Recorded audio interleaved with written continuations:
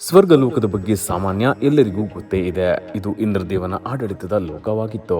ಸಂಪತ್ತು ಸಮೃದ್ಧಿಯ ಕೇಂದ್ರವಾಗಿದ್ದ ಸ್ವರ್ಗವು ಓರ್ವ ಋಷಿಯ ಶಾಪದಿಂದ ಎಲ್ಲವನ್ನೂ ಕಳೆದುಕೊಳ್ಳಬೇಕಾಯಿತು.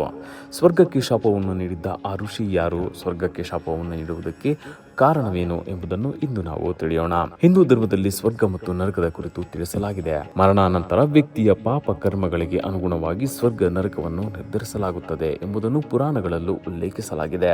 ಗರುಡ ಪುರಾಣದಂತಹ ಧಾರ್ಮಿಕ ಗ್ರಂಥಗಳಲ್ಲಿ ಯಾವ ವ್ಯಕ್ತಿ ತನ್ನ ಜೀವಿತಾವಧಿಯಲ್ಲಿ ಒಳ್ಳೆಯ ಕೆಲಸವನ್ನು ಮಾಡುತ್ತಾನೋ, ಇತರರಿಗೆ ಒಳಿತನ್ನು ಮಾಡಿರುತ್ತಾನೋ, ಕಷ್ಟದಲ್ಲಿರುವವರಿಗೆ ಸಹಾಯ ಅಥವಾ ಅಗತ್ಯವಿರುವ ಕೈಲಾದಷ್ಟು ಸೇವೆಯನ್ನು ಮಾಡುತ್ತಾನೋ ಅವನು ಮರಣದ ನಂತರ ಸ್ವರ್ಗವನ್ನು ಪಡೆಯುತ್ತಾನೆ.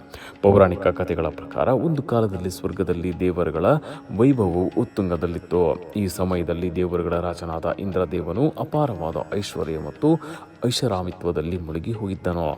ಇಂದ್ರನು ಸ್ವರ್ಗದ ಸುಖದ ಸಂಪತ್ತಿಗೆಯಿಂದಾಗಿ ತಾನು ಮಾಡಬೇಕಿದ್ದ ಕರ್ತವ್ಯಗಳನ್ನು ಮರೆತು ಬಿಟ್ಟಿರುತ್ತಾನೆ. ಅಂತಹ ಸಮಯದಲ್ಲಿ ಒಬ್ಬ ದುರ್ವಾಸ ಮುನಿಗಳು ಇಂದ್ರನನ್ನು ಭೇಟಿಯಾಗುವುದಕ್ಕೆ ಸ್ವರ್ಗಲೋಕಕ್ಕೆ ಬರುತ್ತಾರೆ. ಸ್ವರ್ಗ ಸುಖದಲ್ಲಿ ಮುಳುಗಿ ಹೋಗಿದ್ದ ಇಂದ್ರನಿಗೆ ದುರ್ವಾಸ ಮುನಿಗಳನ್ನು ಗೌರವದಿಂದ ನೋಡಿಕೊಳ್ಳಬೇಕು ಎಂಬುದೇ ಮರೆತು ಹೋಗುತ್ತದೆ. ದುರ್ವಾಸ ಮುನಿಗಳು ಸ್ವರ್ಗಕ್ಕೆ ಬಂದು ಬಹು ಸಮಯ ಕಳೆದರೂ ಇಂದ್ರನು ಅವರನ್ನು ಸರಿಯಾಗಿ ಉಪಚರಿಸುವುದಿಲ್ಲ, ಅವರಿಗೆ ಗೌರವವನ್ನು ನೀಡುವುದಿಲ್ಲ.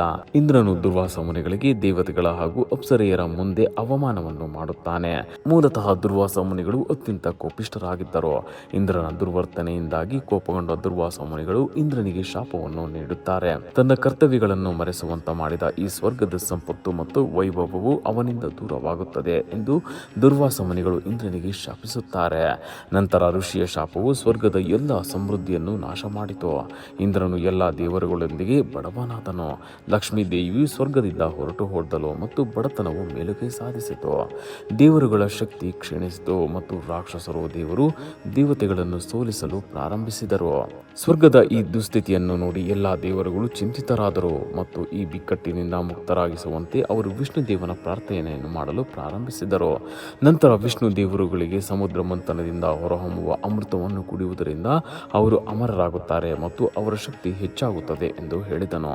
ಈ ವಿಚಾರ ರಾಕ್ಷಸರ ಕಿವಿಗೂ ಬಿದ್ದಿತು. ನಂತರ ದೇವತೆಗಳು ರಾಕ್ಷಸರೊಂದಿಗೆ ಸೇರಿ ಸಾಗರ ಮಂಥನ ಮಾಡಲು ಮುಂದಾದರು. ಸಮುದ್ರ ಮಂಥನದ ಸಮಯದಲ್ಲಿ ವಿಷ್ಣು ಮೋಹಿನಿಯ ಅವತಾರದಲ್ಲಿ ಅಮೃತದ ಕಲಶವನ್ನು ಕೈಯಲ್ಲಿ ಹಿಡಿದುಕೊಂಡು ಕಾಣಿಸಿಕೊಂಡನು.